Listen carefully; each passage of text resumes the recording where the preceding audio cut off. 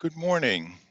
Welcome and thank you for joining our first Northern Light Health Business to Business Zoom conference, How to Safely Return to Business. I'm Dr. Ed Gilkey, the Senior Physician Executive for Northern Light Beacon Health. I'll be your moderator for the next hour. Please rename your Zoom screen name and include your business. That'll be very helpful for us. This conference came about because we've been hearing your questions and concerns across our communities. As an employer, we're right here with you navigating these uncharted waters. As a healthcare system that often charts new courses of treatments and navigates new conditions, we have expertise that we want to share with you. We've gathered some of our experts from across Northern Light Health, and they'll be offering guidance that will help you safely welcome back your employees, customers, volunteers, and students. We're working with these issues every day across our 10 hospital system, and we have more than 100 locations throughout Maine.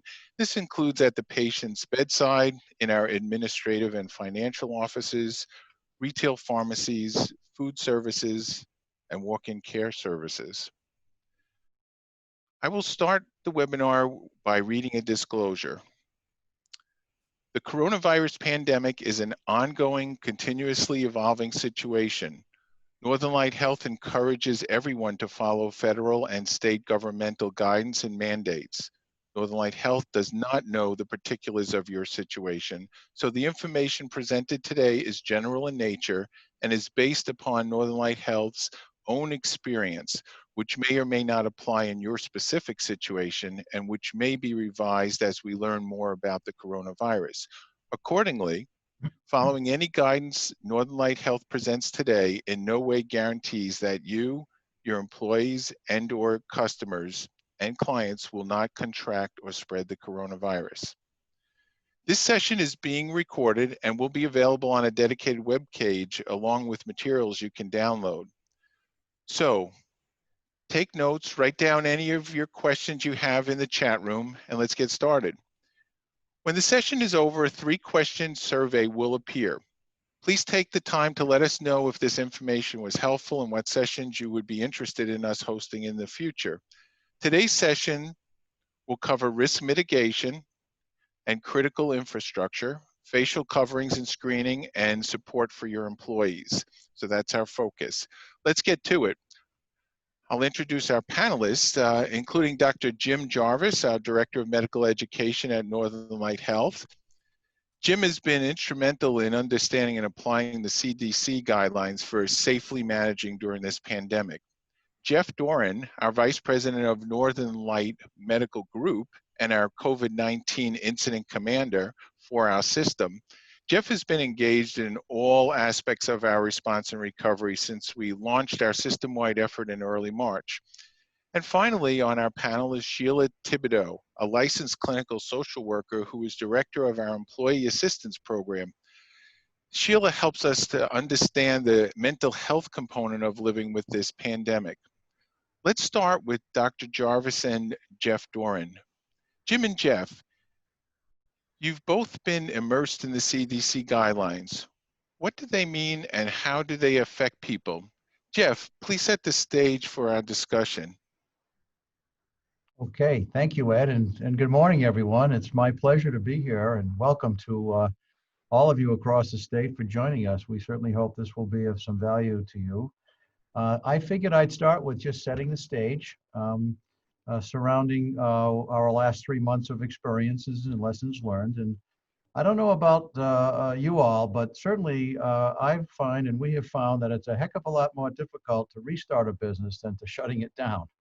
And, you know, as an employer, as Dr. Gilkey mentioned, you know, we employ over 12,000 staff across the state in many locations. And so we have the privilege, as well as the challenge, the privilege to take care of our communities and support this pandemic by caring for our patients. But at the same time, we're also trying to keep our employees safe. And that's our first priority, because if we struggle in keeping our employees safe and on the job, we're not going to be able to fulfill our mission. You know, as we all know, and we've read about, the hallmarks of this pandemic have been really very challenging. It really still at this stage, there's still a lot of lacking of clinical evidence and how this virus works and all of its implications. And we still see more things happening each and every day. Uncertainty has been absolutely at the core of this response and our experiences, all of us. The changing CDC guidelines, all of that has required us to be exceptionally nimble, responsive, attentive, and flexible. And that hasn't always been easy in an organization as large as ours. And I'm sure we're all feeling anxious about the many changes that we see coming each and every single day, seems like. Initially, like you all have no doubt read, we struggled with and continue to remain very diligent on our efforts to secure appropriate and sufficient PPE. Not only that, we also, of course, we're planning and continue to ensure that we're planning for any potential surge. We've been very fortunate here in the state of Maine with some aggressive business measures that we've taken. But we know at the heart of this, in terms of prevention and protective measures, is the social distancing strategies that we must employ. And we'll talk more about that in a bit. Dr. Jarvis will cover some of those things, and we'll show you some diagrams at the end on some strategies involved. But the aggressive business measures that we took as a system, we felt were an imperative and critical, and we did it early on in this pandemic. It was middle of March or so. We were one of the first ones out ahead of this, determined that it was appropriate to immediately cancel our elective procedures to help contribute to preventing additional community transmission. We've, of course, made some very unpopular and difficult decisions on curtailing our visitors, our business travels, our in-person meetings. And we actually very quickly deployed probably about up to 15% of our employees to work from home. These were all difficult and quick and needed to be quickly executed decisions, but we felt it was our duty to do that just to continue to prevent additional opportunities for transmission and spread. It required us to strengthen our technology infrastructure with all of the increase in work from home, with all of the Zoom meetings. We needed to strengthen that kind of infrastructure. We quickly turned into some really aggressive measures on having our patients and our physicians interact through Zoom technology. But it really was putting quite a strain on our infrastructure. We have the very same financial worries that I think all of you as employers do as well. We had to retain our staff in many respects because we were anticipating a surge, yet on the other hand, we were tremendously reducing our revenue. We did make a decision not to conduct any kind of layoffs, but actually offer voluntary furloughs. We did have several dozen, maybe a few hundred of our folks participate in that while we awaited sort of what was going to happen next with this pandemic. But also, like if you haven't experienced already, you will, the increased costs of managing through this type of a condition. So we're struggling with the very same pressures, I think, that you all as business owners are as well. We're very fortunate here at Northern Light Health. We've got a variety of subject matter experts in infectious disease, infection prevention, and other clinicians who have been wonderfully helpful and supportive and fully integrated into our response measures.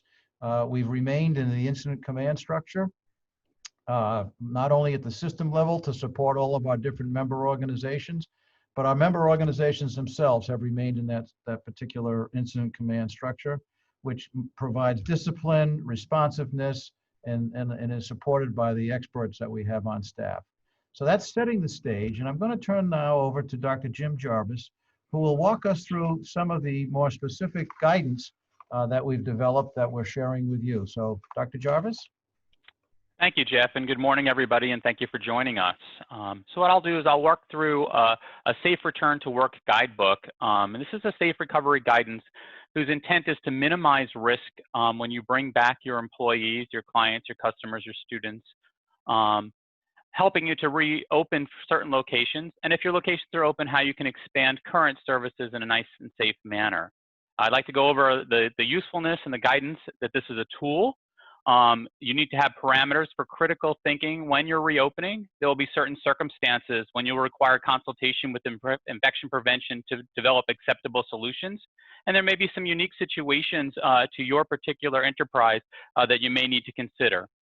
Such as if you have been closed for quite some time and you have standing water in your drain pipes, that those need to be flushed prior to opening to help prevent spread of other diseases besides coronavirus, in particular Legionella's disease that can manifest in standing water. So you need to identify the minimum standards to open safely and all of those infection prevention concerns, adjusting necessary, as I said, to the situation. And this starts with quantifying the number of people that can safely return to your particular enterprise. So adequate space considerations. 5 principles need to be considered. First is universal face covering. It's expected. It does not eliminate the need for social distancing, and social distancing will become the greatest challenge for many of you. Why is universal face covering expected? Because this virus is spread through the moisture and droplets that come out of our mouth and nose when we cough, sneeze, yell, sing, and even in normal talking. Because of that, it is also a highly infectious disease, meaning that it takes very little of this particular virus to infect another individual. The only way we can protect everyone is if all people are wearing face coverings in order to prevent that spread. When you come into a healthcare facility, we are wearing medical grade surgical or procedural masks. These are two-way protection, meaning that they protect the patients from us and the spread that we can have to them, but it also protects the healthcare worker wearing those particular masks from the spread from a patient back to a healthcare worker. Unfortunately, these are not readily available and right now are being utilized primarily in healthcare, and we preferentially ask that they be utilized in healthcare. So when we talk about universal face coverings, we're typically talking about some kind of cloth mask or other face covering that is made of cloth material. And that only has one-way protection, meaning that it only protects other individuals from the person wearing the mask. So in order to have protection of everyone, we all need to be wearing those face coverings. In addition, social distancing is still paramount. There needs to be a 6-foot radius around each person in any open setting. This can be incredibly challenging, particularly if you have cubicle office space, and we'll show examples of how you can rearrange those office space or the setting of each individual in order to accommodate that. And then you also need to figure out how you can do movement through the location and workday to maintain that 6-foot distance. This becomes especially challenging when we're talking about congregate eating areas. So if you have a small room where people go to have their lunch break, obviously people cannot continue to wear face coverings while they are eating and drinking, and therefore you need to make sure that you can maintain that space. If 6-foot distancing is not able to be achieved, we recommend physical barriers. Many of you have probably seen in our supermarkets and other stores that they have put plexiglass shielding up around cashiers in order, again, to be that barrier in front of other individuals. It may be that you cannot do things like plexiglass shielding, so you may have to use face shields instead in particular spots, and each of you will have to determine that individually. And again, that's part of that if social distancing isn't able to be met, to find alternative strategies to minimize the risk of spread of disease, not only to your employees, but obviously to your customers, students, clients, and others who will be entering into your facilities, including vendors. Oftentimes vendors are not thought about, but they do come in, make deliveries, make adjustments to your copying machine, and you should be requiring them to go through the same kind of rigorous standards that you're asking your employees and customers to go through. So space requirements. Performing space occupancy analysis is a difficult thing to do. We will be showing you diagrams, as I said, to help assist in that analysis, and you may want to do the same thing for your own facility. So based on that analysis, you will have to determine how many people can safely return to work in your locations. If space is not sufficient, please consider relocating people to other portions of your facility, extending work hours so that you have fewer people throughout the day, but a longer day or staggering shifts. and then continuing work at home capacity. We have done that across our healthcare agencies as well. So those individuals who can remain working at home, we are continuing to have that strategy here at Northern Light. Based on the space constraints, how many people can you safely return? And remember, you need to start to consider that as well for other people who will be entering into your facility. Again, those clients, customers, students, and vendors. In order to help to prevent the spread, one of the strategies that can be used is screening your staff and other people entering into your facility. You should have a screening process in place where individuals are identified to perform the screening. So you will need to have individuals that can sit at your entranceways in order to ask screening questions or at least to monitor screening questions. They will probably need to be provided some training as to what it means for them to ask those questions and what happens when somebody screens positive. We recommend that you use the CDC self-checker, which is easily found by doing a Google search on the internet, which actually provides the questions. The reason why we do not give you the actual questions is because as both Jeff and Dr. Gilkey said, the CDC is changing their guidance on a regular basis, and they do keep that self-checker updated so that all the screening questions are current and accurate.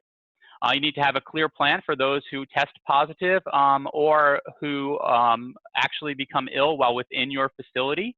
For most cases, that will simply be sending them home. But you need to be careful for if a person has severe symptoms about what you would do for strategies to isolate them until, say, an ambulance can be brought on site. Do your staff all understand what they should do if they are ill? Do they know that they should be calling in if they have symptoms prior to showing up for work? If you have the ability to do those screening questions prior to arriving at work, it can certainly help mitigate that as being a problem for you.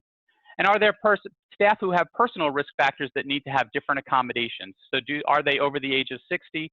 Do they have heart disease? Do they have lung disease? Are they being treated for cancer or some other medical condition which requires them to stay isolated from other individuals due to a weakened immune system? All of these things need to be taken into consideration.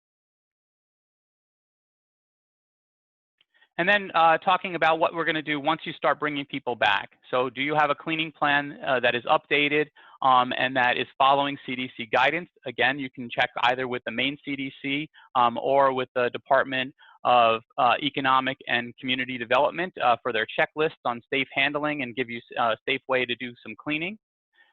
Identify all of the high-touch areas, particularly telephones, keyboards, and office equipment that are used regularly by multiple people.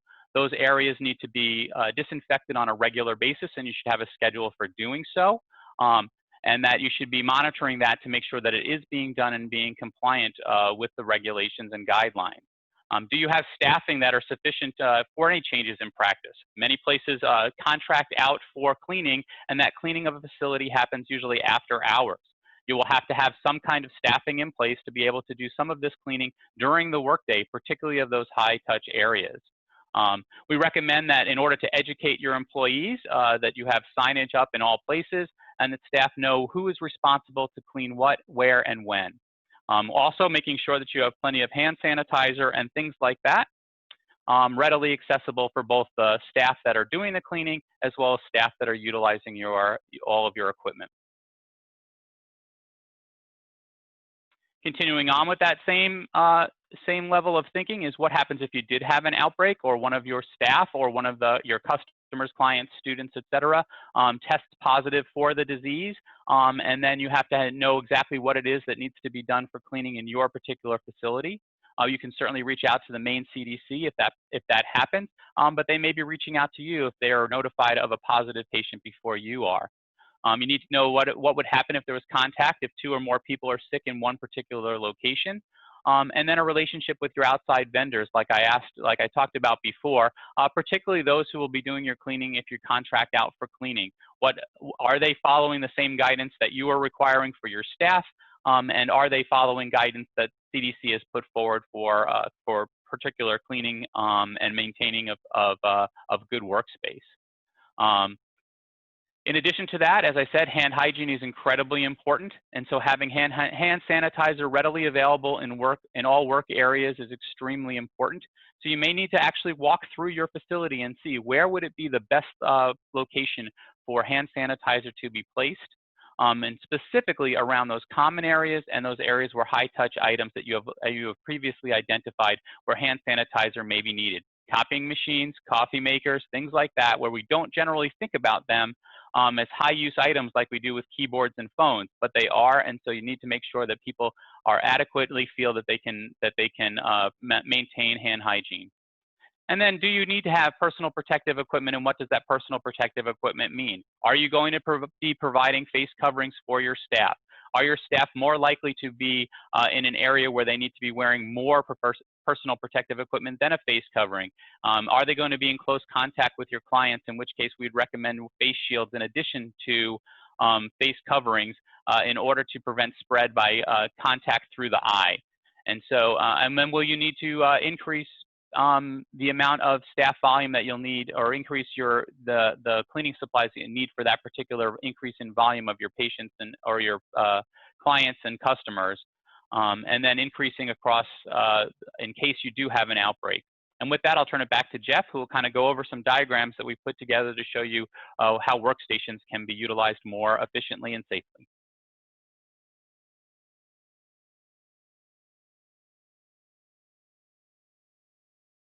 Jeff, please unmute. My apologies. Thank you, Jim, and thank you for the reminder. Yes, I'm just going to give you a couple of quick diagrams for your guidance and use, if need be, as a way to look at your own environments. This is some high-density workstations you see in front of you here. There's two pictures. The first one, the one on the left, is a really highly concentrated number of folks sort of grouped up into this workstation. These are not uncommon environments, we know. But as you can see, that's not an optimal way to socially distance oneself. If you go to the right, you can see that's a strategy. That's a strategy to maintain that kind of social distancing. The test you should always apply is if one of those individuals on the left-hand side came down with a positive case, how many of them would have to be quarantined? Well, the answer would be all of them, all 6 of them in the top box, of course. Whereas in the right-hand side, only one of them, because you maintained appropriate social distancing. So that's one example. Let's move to the next cubicle example. You'll see on the next slide. Here we are. Whoops. The next slide. Again, one on the left. You see side by side. These are very common workstations. Side by side. There's not 6-foot, barriers in between. There might be some level of barrier, but not 6 feet. That's really not an appropriate optimal way to organize your staff. As you go to the right, you can see in this particular example, we've essentially got the same square footage out there, and we're able to accommodate all of the 5 or 6 individuals in it. So this is just for critical thinking to help you evaluate, and you can use it at your discretion. These materials will be available on the website. So I'd like now to turn the program over to our next presenter, and that's Sheila Thibodeau, who will talk about supporting the emotional health of our employees. Sheila? Thank you, Jeff. Good morning, everyone. I certainly appreciate the opportunity to discuss some key areas related to employees' emotional health. So self-isolation and quarantining during the pandemic may have affected employees' mental health. According to a recent Kaiser Family Foundation poll, more than half of Americans reported that worry or stress related to this outbreak has led to at least one negative mental health effect, such as problems with sleeping or eating, increased alcohol use, or worsening chronic conditions. Employees may experience a wide range of feelings: fear, sadness, stress. Some of the things that we're hearing include fear and worry about our own health and the health of our loved ones, stress from the experience of monitoring ourselves, as well as being monitored by others for signs and symptoms of COVID-19. Also, grief and loss, just grieving the way that things used to be. What does this all mean? Where are we going? How is this going to end up? Guilt around not being able to perform normal work or parenting duties during quarantine. We are starting to get some mixed emotions, some of the things that I've just mentioned, but also including relief after quarantine. It's important that leaders in HR teams are aware of the potential effects, be able to identify employees who are struggling, and have resources ready to help. Some signs that employees may be struggling include difficulty concentrating, attendance and productivity issues where there may not have been some before, increased irritability, not getting along with peers as they have in the past, emotional outbursts, or frequent headaches, to name a few.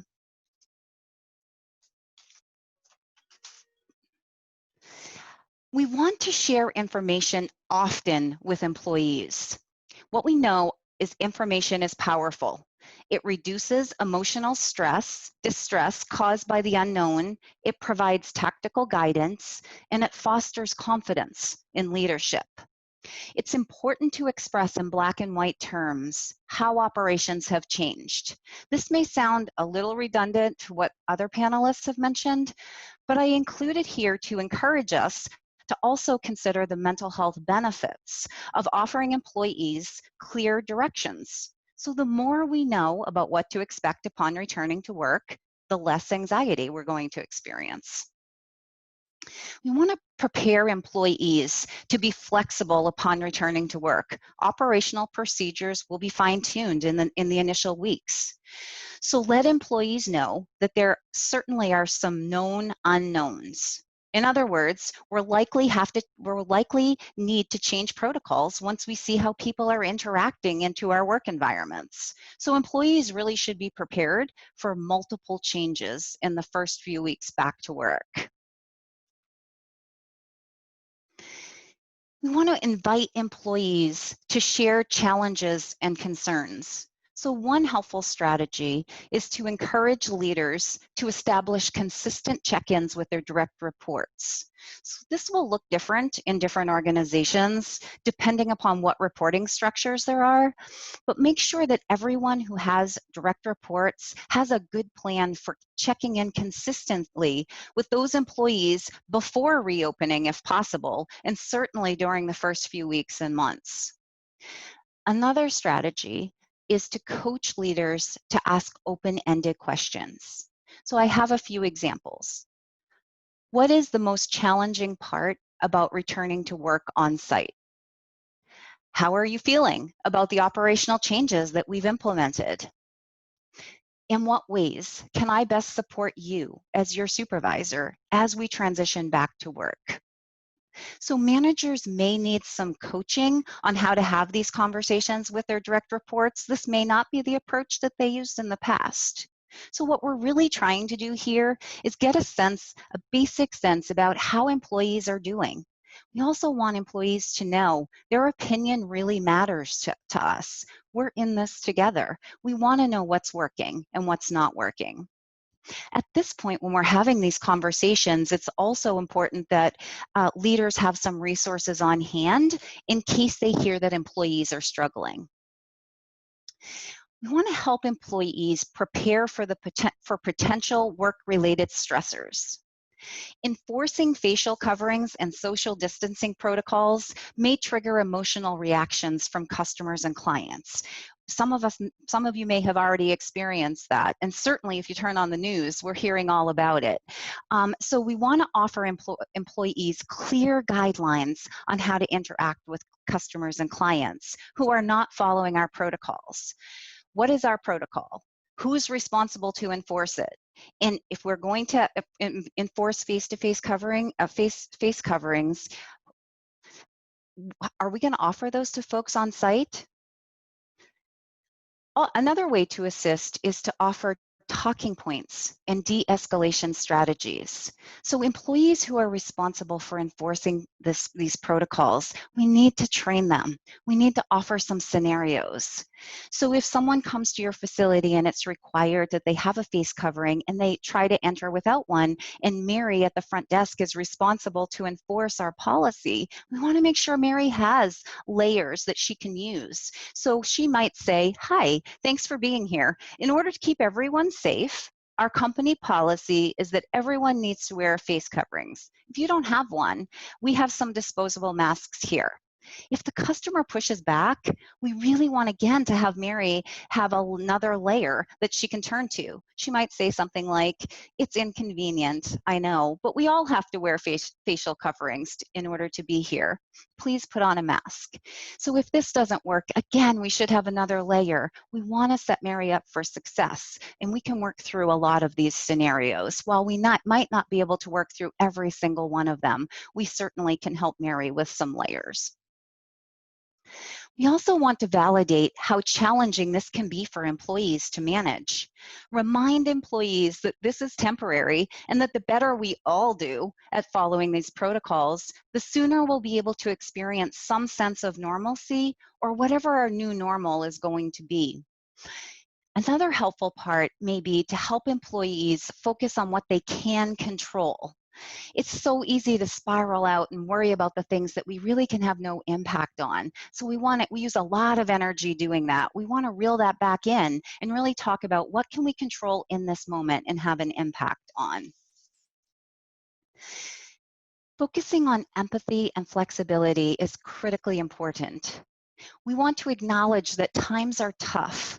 So overall, 3 in 10 adults say that they have fallen behind on bills or had problems affording basic household expenses like food or healthcare insurance. This is extremely stressful. So it's not our responsibility necessarily to make these things go away, but we do want to express empathy. It can be helpful to just simply say, I know this is a really hard time. We're committed to getting through this together in the best way possible. Offer flexible and work schedules and remote work opportunities when possible. One area that may be a positive that comes out of this pandemic is that many industries are rethinking the ways that they've always done things and recognizing that it may be beneficial to them and their workforce to try out new technologies that provide more flexibility. And we want to make resources readily available to our employees. Every employer will do this a bit differently, but some examples of what companies are offering include weekly self-care and well-being communications, one-on-one health coaching, live meditation sessions, support groups, and mindfulness sessions.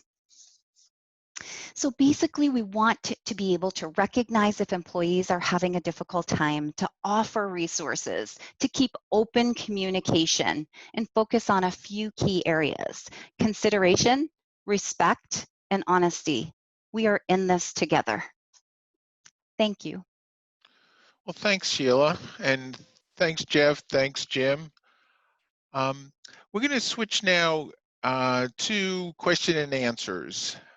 And what we'll try to do is group like questions together so we can address as many questions as possible in the time remaining.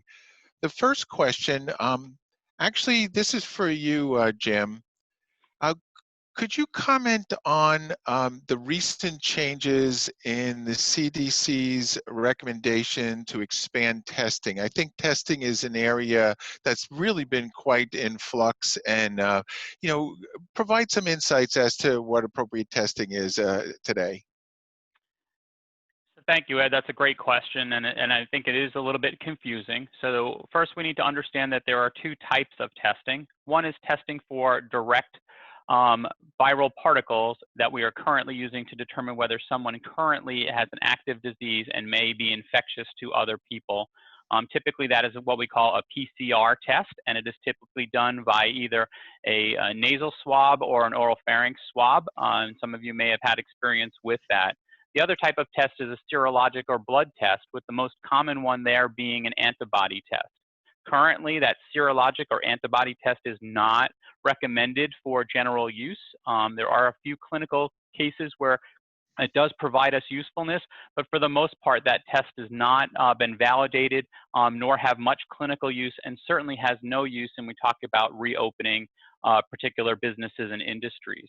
So what about that first test, the test that looks to see if somebody has disease? Currently, we do not recommend screening your staff or other clients, customers for the virus in order to continue to do work and reopening. And the reason being is that test does have both a false positive and a false negative rate, meaning that the test may be inaccurate when you get it, particularly in asymptomatic individuals who don't have a clinical need for the test to be done. And so it can actually cause more challenges than it can be helpful. For instance, if you have a key personnel that tests positive, that positive test might be because they had the virus 3 weeks ago and yet are still shedding some of the particles that we test for when we're doing that test. And so then you'd be required to remove them from work for 10 to 14 days before able to have them back when actually they were not infectious in the first place. That's why we strongly recommend using screening questions and doing all of those risk mitigation strategies that we've already talked about, particularly social distancing and face coverings. Thank you, Ed. Well, thanks, Jim. Next question is for Jeff. There seems to be a fair amount of interest in trying to manage groups of 50, and that seems to be what we're able to reopen to now. Can you bring together groups of 50, and what about it if you can't maintain that social distancing of 6 feet? Will masks suffice? Well, I'll start by saying that we do adhere to and look to follow the guidance that we're receiving from our state, and yet we still must apply these universal principles that Dr. Jarvis reviewed to ensure that we're optimizing the safety of everybody that's involved. So, like we have seen around our communities and the large department stores, whatever, there's been lots of good efforts at trying to minimize the numbers of folks to the allowable space that, if you did the math to maintain appropriate social distancing, that would certainly be appropriate. It would certainly be encouraged that all folks who are in those spaces and places together should continue to wear facial coverings, absolutely. And so it's really a matter of each individual's, locations and the spaces they're trying to assemble these folks in. But I think adhering and maintaining to those principles would be paramount to ensure the optimum safety of everyone. Well, thanks, Jeff. Sheila, next question up is for you. We're finding that with these face coverings, people are having a tough time staying hydrated. Some are complaining about some breathing challenges. Do you have some strategies you might share with the group to address that? Yeah, sure. So we hear a lot about this as we're talking with employees, and related to hydration, one simple way is schedule some breaks. Make sure that you have time to hydrate. Bring a water bottle and kind of set it next to you and remind yourself that you're getting enough water. Related to breathing, we all know that it's harder to breathe if we have a mask on, but it can't, if we're intentional about it, it can work and be better. Sometimes we'll use tiny behavioral cues. We kind of call it the doorknob breathing or password. And basically, anytime that we look at the doorknob or anytime we put in our password, whatever the cue might be, that it reminds us just to use good breathing techniques. Take in a deep breath and exhale. Great. Well, thank you, Sheila. The next question is for Jim. Jim, thinking about masks and face shields, are there appropriate times to use both? Is there a time where a face shield by itself would be enough? Maybe you could comment on managing that kind of PPE. Sure, and this is something that we had a challenge with initially in healthcare, is determining what is the safe and best practice. So it's obviously a concern for everybody. Firstly, there is no substitution for face covering and social distancing. They are the paramount ways of protection.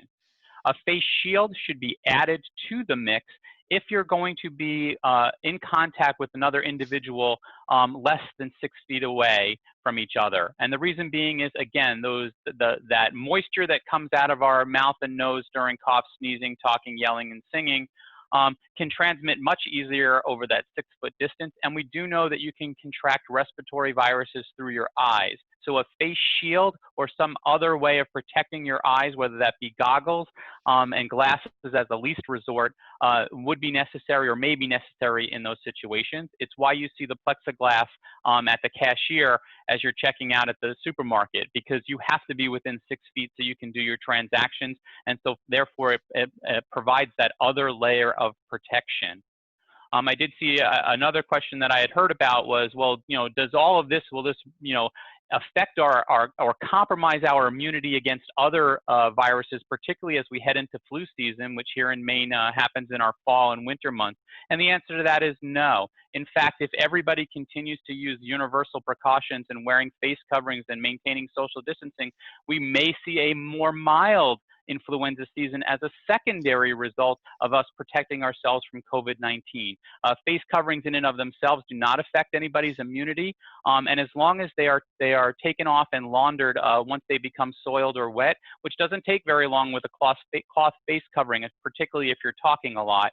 And so just reminding your employees and staff that they should be going home and laundering their face coverings if they're using cloth face coverings, or changing them throughout the day if they become soiled, which is exactly the process that we use at our healthcare facilities, except that we're not laundering our medical grade masks because they cannot be laundered, but replacing them with a new one. So I think those are excellent questions that people have asked, and I hope that helps to answer it appropriately. Oh, thank you, Jim. So, Jeff, here's an interesting question. Are there specific HVAC concerns in the buildings that the employees are returning to work into that need to be considered? So these are good questions. They're great questions. And it's all about risk mitigation, doing things that can further reduce the likelihood or risks involved in transmissions from one to the other. And fresh air is all of our friends, and social distancing added to that. And we know there are a variety of, HVAC arrangements and systems out there. And, you can introduce more fresh air into certain systems and recirculating air, and as the science would suggest, and I am not the expert in the science, but as it would suggest, the transmission through air droplets, et cetera, is part of the suspected ways of transmission. Now, with filtration that might be occurring in the HVAC systems, with the air circulating, if people are wearing their masks, you want to introduce as much fresh air as possible. We do have concerns about fans in small, tight areas circulating air that might be out there and available. So it's a matter of risk mitigation, and I would welcome my colleague, Dr. Jarvis, if you'd like to weigh in on any additional perspectives of my response. No, Jeff, I think that was good advice. I think some of the concern was from a paper that was published that talked about a particular restaurant where they were able to identify that one person who was infectious infected other people who were, quote, downstream from an air conditioner unit, and those that were upstream were not infected. But for typical businesses, it's really a air handling service, and I think you're right. It really wasn't an air conditioner that was the problem. It was the fact that it was blowing in a particular direction from one highly infectious person to other people in that particular restaurant. I think if you have an HVAC system that brings in air from the outside as part of its operation, that is useful. We are recommending that if at all possible, being able to keep windows and doors open while the weather is nice will help to bring outside air in to a facility so you don't have that stagnant air. And again, caution about using personal fans or fans that are all they're doing is just moving the current air around versus bringing in air from outside. But for most businesses, there should really be no concern about using their air conditioning or HVAC units. Well, thank you both. Jim, I have another question here for you, but I'll do a programmatic piece recommending that next week we'll be discussing work and non-work related exposures. And this question relates to that. When people are using appropriate PPE, are they considered exposed in the presence of COVID-19 positive? So with the PPE that we're talking about out in the general community versus PPE that we're using in the healthcare center, the answer is yes, unfortunately. None of it will be 100% protective, and therefore, if there was a person who did come down with the virus and was identified as shedding the virus, anybody that was in close contact with them, regardless of whether they were wearing a face covering or not, would be considered exposed and have a higher risk, and then would have to follow the CDC guidance for that higher risk. What we're trying to do is mitigate those strategies, particularly with individuals who are asymptomatic, and it has been shown that face coverings and social distancing dramatically decrease the amount of spread of the virus. For symptomatic individuals, it's a little bit unclear. We do know it offers protection, and we need to continue to do that. But this is not a reason to decrease your working on your social distancing and making sure all of your employees remain 6 feet away from each other. This does not negate that fact. So Jim, let's just extend that a little bit to the appropriate PPE in a healthcare setting, which obviously is different than what's available in the community. Could you comment on that relative to considering them exposures and all the things that, you know, are downhill from there? Yes, and so if we had a significant exposure in healthcare, regardless of PPE, we would consider that a significant exposure, and that would be somebody who was highly infectious, being in a location that was confined, such as like a patient's room, where they were shedding the virus without a face covering on for themselves, and then having an employee or a staff member of that healthcare facility also not wearing appropriate PPE. This is very different than if they were using that full PPE that you've seen on television, where it involves a special N95 mask or a PAPR that covers the entire body, as well as gown, gloves, and other things that we take into consideration. Obviously, healthcare workers have a risk to contracting infectious diseases as part of our routine, part of our work life, and we continue to balance that strategy. But that is very different than what you would do in most other industries. So great, thanks, Jim. I'm going to actually stick with you. There's a lot of questions that are most pertinent to parts of what you're familiar with. I'm going to group these two questions together. The first one is for the CDC self-checker. Does it recommend the amount of time that people need to stay away if they have symptoms? And the second part of the question is, it's recommended that employers take temperatures of the employees, and do you have a recommended method for tracking that meets ADA and HIPAA requirements? So the first question, while the CDC self-checker itself does not provide that, it does give you guidance as to what an individual should do based on the uniqueness of the answers to the questions. So it does have a little bit of logic behind it. So if you answer yes to multiple questions, it has different advice to it than if you answered yes to only one. And in particular, you know, whether it was a travel question or an actual symptom question. And so it is very good in that regard, but it does also, but in that same location, the CDC site does offer guidance for both employers and the general population as to what they do. So great question there. The second question was about temperature taking. We do not recommend that temperature taking be a part of universal screening, and that's because of the challenges with temperature taking, not the least of which is having a particular device to be able to do so.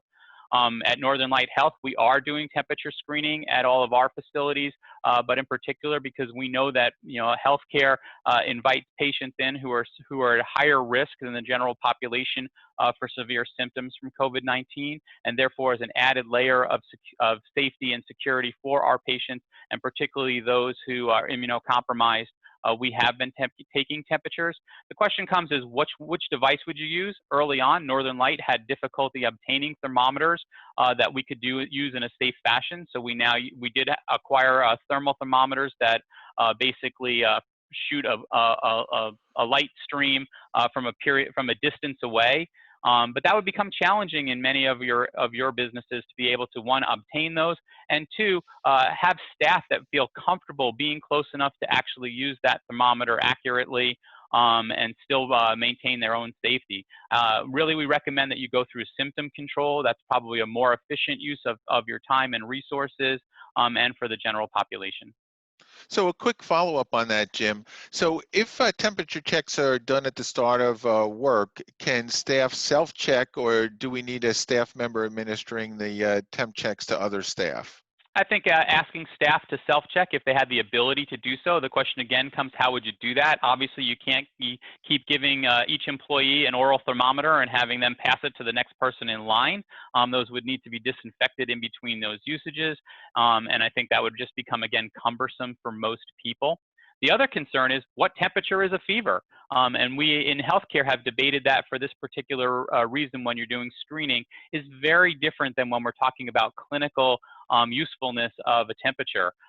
We have settled in at Northern Light Health at 100.4. Other systems have settled in on a lower number than that, and some have settled in on a higher number than that. If healthcare can't come up with a consensus on there, I really think it'll be challenging for other industries to do it on their own. And again, one of my reasons for not recommending using temperature screening as your method of protecting your employees versus symptom screening, which I think is far more effective and far more efficient use of your time. Thank you, Jim. That was And very helpful. I just might add a little bit to that last point that Dr. Jarvis is raising. Please You do. know, each thermometer model, you know, has different variances for normal temperature. And so we've had our clinical engineer, biomedical engineers evaluate what the standard deviation might be in the actual instruments. But the point is, that's part of the reason I think that Jim mentioned it's difficult to establish what an appropriate temperature is, because of the nature of the instrument that you might be using and the plus or minus deviation that it might have as a normal. So that's part of the equation. So Jeff, I have a question for you that you do your best to answer it. I'm not sure if you'll be able to, but we'll have to figure out, you know, how to follow up perhaps. The question is, in terms of risk management, are insurance companies offering recommended waivers? And if so, do you have wording that you recommend? Yeah, I can't say for certain if there's anything definitive surrounding how the insurance companies are looking at this. You know, we're all writing the book as we're riding the in the car here, so to speak, or building the car as we're riding in it. And I'm not so sure that the insurance industry, like probably many other industries, has really gotten around to figuring out how they want to, you know, sort of approach some of these nuanced points surrounding risk management policies, et cetera. So that would be my top of the head answer. So we'll put that in our parking lot and see if we could get a further answer to that as well. Well, thank you, Jeff. Sheila, the next question's for you. You know, we recognize some of our employers don't have employee assistant program immediately available to them. You know, perhaps you could share some of the basics that an EAP program provides to give them some guidance. Yeah, sure. So EAP provides lots of different services. We do assessment, short-term counseling, referral services, crisis services. We work with supervisors and HR folks on difficult employee issues. We offer a training program with multiple different trainings. We do critical incident responses. Unfortunately, some very difficult, unfortunate things happen in workplaces and with employees, and so we're able to respond pretty quickly. We do coaching, consulting, I'm readily available, of course, to talk about any of those issues if anyone has any questions. Great, thanks, Sheila. That's very helpful. Jim, this is a quick question for you. Can you give some guidelines to reopening when there's immunocompromised patients that'll be coming into the building? Yeah, and so I think that's a good question, and we do know that certainly there are industries in the state of Maine that do cater to this particular group. I think in these cases you need to definitely be enforcing the social distancing and the face covering. rules, and that's often difficult. As Sheila talked about earlier, it is having that difficult conversation at the entranceway to your business with somebody who's refusing to wear a face covering is a challenge, and we see that in our hospitals on a regular basis, unfortunately. But I think it gets down to that reminding people that this is a courtesy for everyone. This is helping to protect all of us, particularly those that are immunocompromised or in other ways may be compromised from this particular virus. And so you need to make sure that your facility is open and ready. As I mentioned at the beginning of my talk, if you have been shut down completely, please consult with some infectious disease about how to safely make sure that your water is safe if the building has been shut down, making sure that you have done a deep clean before you let people come into the facility. And then once you have, making sure that you continue to, on a regular basis, disinfect those high-touch areas, making it much more safe for your clientele to come in, particularly those that are immunocompromised. And lastly, stress that social distancing, good hand hygiene, and enforce face coverings. Great, thank you. Jeff, actually 2 questions for you, but I'll do them in order. The first is, can you comment on community contacts with clients, such as in-home visits and precautions to be taken under those conditions? Sure. We've had extensive amount of activity with our home care service, managing the clients that they see, the thousands of clients they see each day around the state. And of course, that's always a tricky issue. We've also got, with our respect to our ambulance transport or EMS staff, the same concerns and considerations. And so, again, like anything else, there is an evaluation as to what's the reason for the visit, what's the environment look like, and what would be the most appropriate protective measures for the individual caregivers to don during their particular visit. Great, thank you. The second question for you, Jeff, is and hopefully you've been exposed to this information. How are they managing social distancing at Acadia? Yeah, Acadia actually has done a number of things. First of all, they have developed, and in fact, it's not just due to this most recent period, but they have done an extensive job in the use of telehealth, televideo for their outpatients, and many times. They've got several years worth of experience. It's a challenging population. We might find a future seminar or webinar with our folks from Acadia would be an interesting potential topic for note, but they've got a challenging population, as do many of these congregate living facilities do. And so they do their best to, reassure, reinforce appropriate social distancing. And, as they have group room meetings, they exercise the right distancing surrounding the tables or the chairs or whatever the environment might be. But no doubt it's a challenge, and it's all those measures, but keeping in mind these universal principles are really paramount to it all. Great, thanks, Jeff. Jim, these last questions are for you. We only have a minute or two to answer them, if you will.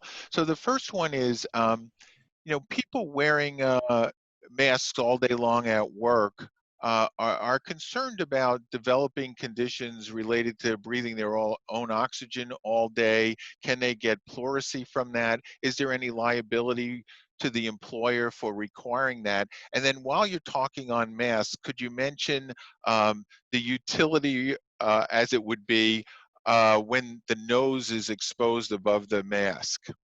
So I'll answer the first. I'll answer the first one, the second one first, which is that there is no utility if your nose is not covered. So face coverings need to cover both your mouth and nose, because we breathe and talk and sneeze and cough through both of them, and so need to cover both of those. As far as that a face covering in and of itself causing any medical issues, there is no evidence that occurs.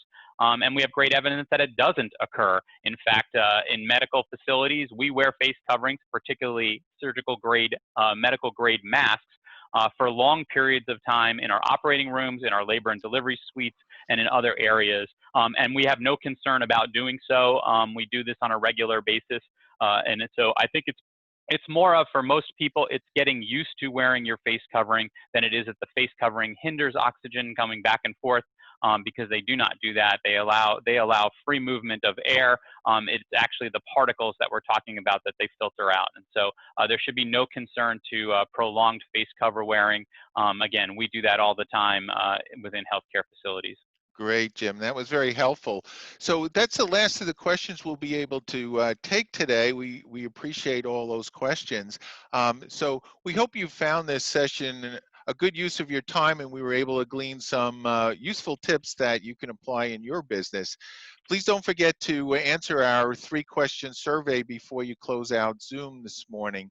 We're planning to offer this session every Thursday from 11 a.m. to noon for the foreseeable future, as long as there's a need. If you have ideas for content, please let us know. Lainey would be happy to hear from you. And we will send you the link along with the topics for next week. We encourage you to share the invitation with your friends, colleagues, and others who might benefit from this information.